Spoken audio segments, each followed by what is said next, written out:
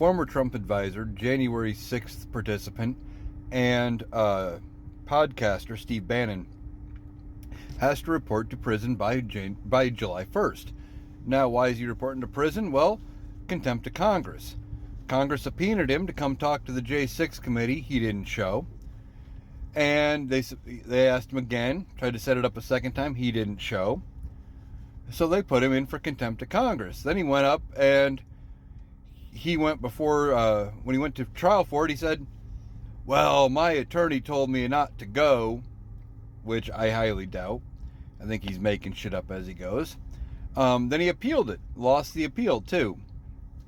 And that's the dumb thing. The whole point of this crime is you were asked to show up and speak to Congress. You didn't show.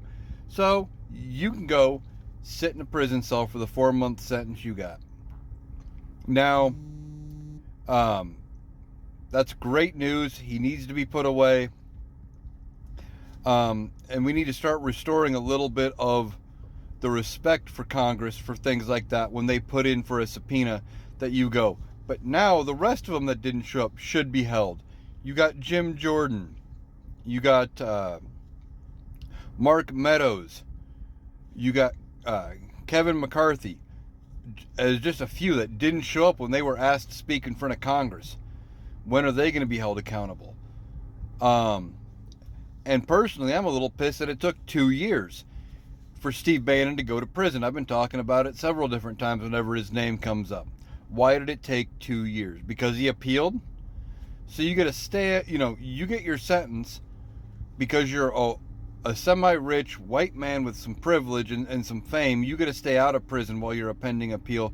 But there's tons of people who have gotten sentences that have to sit and do their time while they appeal. Doesn't make a lot of sense to me. You scream about a 2-tiered justice system because Donald Trump actually faced a little bit of accountability. But there is a 2-tiered justice system when people like Steve Bannon don't have to go serve their time immediately and instead can drag it out for 2 years. But good news is he's going to be in prison for the 4 months leading up to the election.